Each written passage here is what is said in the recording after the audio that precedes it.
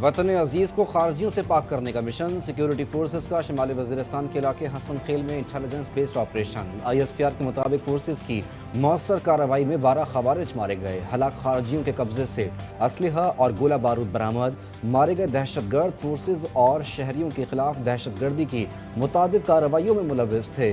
شدید فائرنگ کے تبادلے میں لانس نائک محمد ابراہیم نے جام شہادت نوش کیا۔ امریکی صدر کی ہٹ دھرمی برقرار، دنیا بھر کی مخالفت کے باوجود غزہ پر قبضے کا اعلان دہرا دیا۔ سوشل میڈیا پر پوسٹ میں لکھا کہ جنگ کے خاتمے کے بعد غزہ کی پٹی امریکہ کے حوالے کر دی جائے گی۔ امریکہ آہستگی اور احتیاط سے غزہ کی تعمیر شروع کرے گا۔ فلسطینیوں کو خطے میں نئے اور جدید گھروں کے ساتھ کہیں زیادہ محفوظ اور زیادہ خوبصورت کمیونٹیز میں بسایا جائے گا۔ مزید کہا، غزہ کی تعمیر کے لیے کسی امریکی فوجی کی ضرورت نہیں ہوگی۔ ٹرمپ کے اعلان کے بعد اسرائیلی وزیر دفاع نے اپنی فوج کو غزہ سے رضاکارانہ انخلاء کا منصوبہ بنانے کا حکم دے دیا۔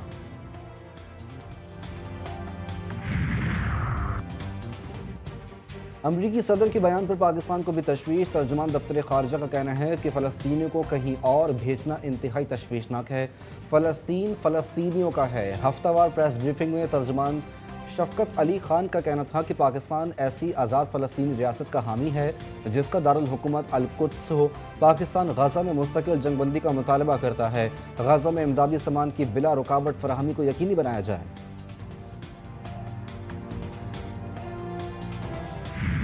ہم غزہ چھوڑ کر نہیں جائیں گے، فلسطینیوں کا امریکہ اور اسرائیل کے منہ پر انکار کا زوردار تھپڑ۔ فلسطینیوں کا ٹرمپ کو جواب۔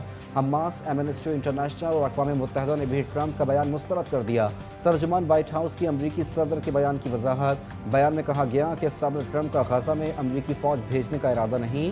ٹرمپ غزہ کی تعمیر نو میں امریکہ کی شمولیت ضروری سمجھتے ہیں۔ امریکہ بھر میں صدر ٹرمپ کی پالیسیوں کے خلاف ہزاروں شہری سڑکوں پر آ گئے۔ Philadelphia, California, Michigan, Texas, Wisconsin اور انڈیانا سمیت کئی ریاستوں میں مظاہرے اور ریلیاں۔ مظاہرین کا US ایڈ کی بندش، تارکین کے خلاف کریک ڈاؤن، ٹرانسجینڈر کے حقوق اور فلسطینیوں کی جبری نقل مکانی کے خلاف احتجاج۔ غزہ میں جنگ بندی کے باوجود اسرائیل کی بندوقیں خاموش نہ ہو سکی۔ نصیرات اور رفح میں فائرنگ سے کمسن بچے سمیت 4 فلسطینی شہید، 2 زخمی۔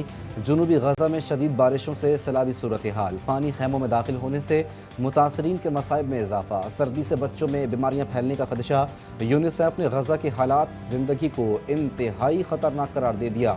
یونیسیف نے کہا کہ پینے کے لیے صاف پانی دستیاب نہیں، یومیہ 600 ٹرک داخل ہو رہے ہیں جو ناکافی ہیں۔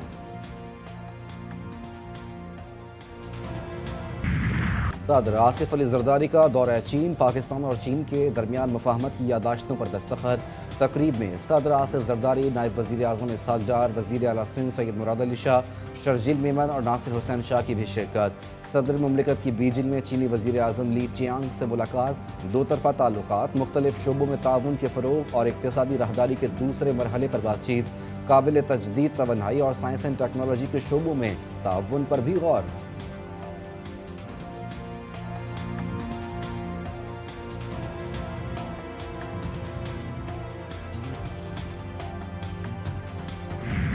لاہور ہائی کورٹ میں 9 ججز کی تعیناتی کی منظوری۔ چیف جسٹس یحییٰ آفریدی کی زیر صدارت جوڈیشل کمیشن کا اجلاس۔ جوڈیشل کمیشن نے سردار اکبر علی کی ایڈیشنل جج تعیناتی کی منظوری دے دی۔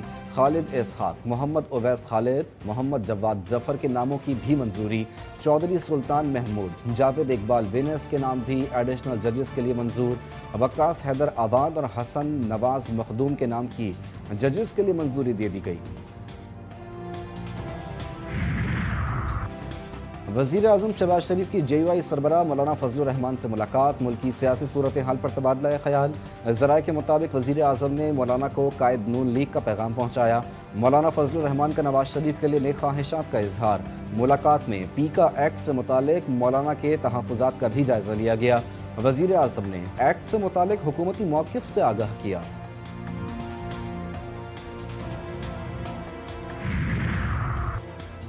پیپلز پارٹی میثاق کراچی کے لیے متحرک، تمام سیاسی جماعتوں کو ایک پیج پر لانے کا فیصلہ۔ MQM اور جماعت اسلامی سے بھی رابطے۔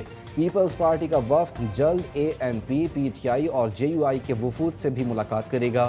میثاق کراچی میں شہر کے مسائل کو مل کر حل کرنے پر اتفاق رائے پیدا کرنے کی کوشش، شہر سے تجاوزات کا خاتمہ میثاق کراچی کا حصہ، شہر میں بڑھتے ہوئے ٹریفک حادثات بھی میثاق کراچی میں شامل۔ پرنس کریم آغا خان کی 8 فروری کو لسبن میں تدفین ہوگی، اسماعیلی دیوان نے اعلان کر دیا۔ پیر کے روز تعزیتی تقریب کا انعقاد بھی کیا جائے گا، باقاعدہ نوٹیفیکیشن بھی جاری۔ وزیر خزانہ محمد اورنگزیب آخری رسومات میں حکومت کی نمائندگی کریں گے۔ وفاقی حکومت کا 8 فروری کو سوگ کا اعلان، پرچم سر نگو رہے گا۔ وزیر اعظم کا پرنس رحیم آغا خان کو ٹیلی فون، شہباز شریف کا پرنس کریم آغا خان کے انتقال پر تعزیت کا اظہار، کہا پرنس کریم آغا خان پاکستان کے سچے دوست تھے، مرحوم نے اپنی دور اندیش قیادت سے بہت سی زندگیوں کو روشن کیا۔ کراچی کی سڑکوں پر موت کا رقص، ہیوی خونی ٹریفک نے 10 افراد کو موت کی نیند سلا دیا۔ ملیر کھوکھرا پار راشد منہاس روڈ سمیت دیگر حادثات کے مقدمات درج۔ کھوکھرا پار کے حادثے میں ماں اور کمسن بیٹا جاں بحق ہوئے تھے، متوفیہ کے سسر نے مقدمہ درج کرایا۔ راشد منہاس روڈ حادثے میں میاں بیوی اور فاروق نامی شخص جاں بحق ہوئے تھے۔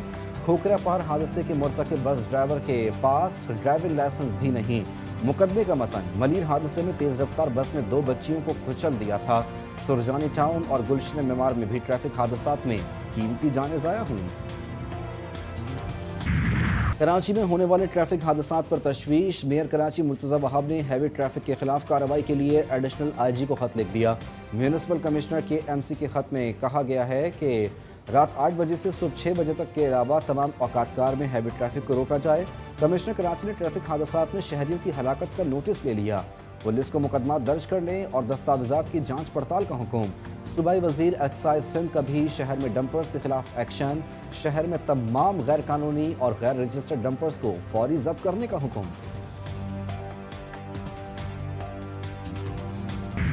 قاتل ڈمپر، خونی ڈمپر لوگوں کو قتل کر رہے، کراچی والوں کو اس نوبت پر نہ لایا جائے کہ وہ پھر ان ڈمپروں کا راستہ روڈوں پر روکے، کیونکہ نہ ان کی ٹائمنگ کا خیال رکھا جا رہا ہے۔ میں آئی جی سندھ سے بھی کہوں گا، آج اس شہر میں 8 سے زائد لوگ قتل کر دیے گئے، اور یہ قتل کرنے والے یہ وہ ڈمپر، ٹرالر اور ٹینکرز ہیں۔ گورنر سندھ کے دعوے وعدے سب کھوکھلے نکلے، زبانی جمع خرچ۔ گورنر صاحب ایکشن کب ہوگا؟ کراچی والوں کو آپ کے عملی اقدام کا انتظار۔ کیا شہر قائد کے باسی یوں ہی بے رحم ڈرائیوروں کی غفلت کی نظر ہوتے رہیں گے؟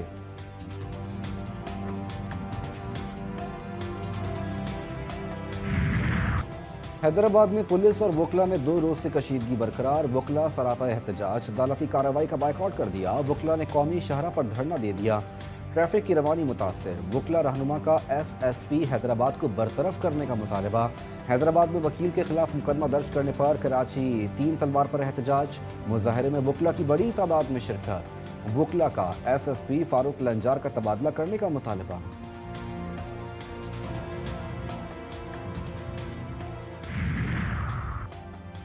گوادر میں گدھوں کا سلاٹر ہاؤس بنائے جانے کا انکشاف، پیداوار بھی شروع ہو گئی۔ قائمہ کمیٹی برائے تحفظ خوراک کے اجلاس میں گدھوں کی افزائش کا ذکر۔ وزارت خوراک و تحفظ کے حکام نے کہا کہ چین کے ساتھ گدھے کی کھال اور ہڈیوں سے متعلق معاہدہ ہوا ہے۔ چیئرمین قائمہ کمیٹی نے سوال کیا، زندہ گدھوں کو چین ایکسپورٹ کیوں نہیں کرتے؟ حکام نے بتایا کہ زندہ گدھوں کی ایکسپورٹ مشکل کام ہے۔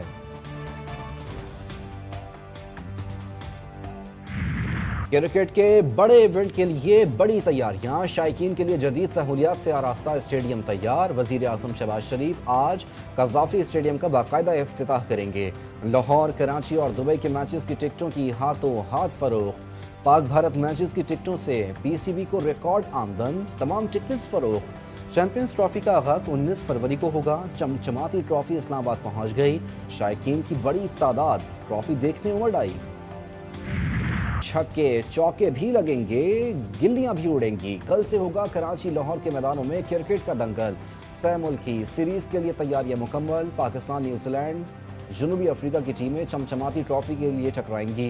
پہلا میچ پاکستان اور نیوزی لینڈ کے درمیان لاہور میں ہوگا۔ New Zealand cricket team Lahore میں موجود، کیوی کھلاڑیوں کا لاہور میں سیشن، بیٹنگ، بالنگ اور فیلڈنگ کی پریکٹس۔ ملک کے شمالی علاقوں میں سردی کی شدت میں اضافہ، لہر میں درجہ حرارت -13 تک گر گیا۔ گلگت بلتستان میں سردی نے دانت بجا دیے۔ اسکردو گوپس میں درجہ حرارت -7، استور ہنزا میں -3، دریا سندھ کئی مقامات پر جم گیا۔ آزاد کشمیر میں بھی سردی اپنی جوبن پر، کئی علاقوں میں پارہ -4 ڈگری ریکارڈ۔ خیبر پختونخوا کے بالائی علاقوں میں وقفے وقفے سے ہلکی بارش اور پہاڑوں پر برف باری۔ بلوچستان کے شمالی علاقوں میں لہو جما دینے والی سردی۔ قلات میں -8، زیارت میں -7 اور کوئٹہ میں -5 تک پارہ گر گیا۔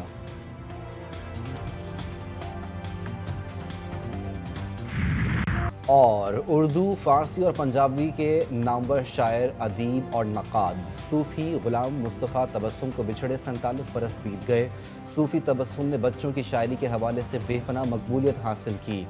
حسن، جوانی، رانائی اور دلکشی کے گرویدہ صوفی تبسم کی غزلوں نے انہیں ایک الگ پہچان دی۔ ان کا تخلیق کردہ کردار ٹوٹ بٹوٹ انہیں بچوں کے ادب میں ہمیشہ زندہ رکھے گا۔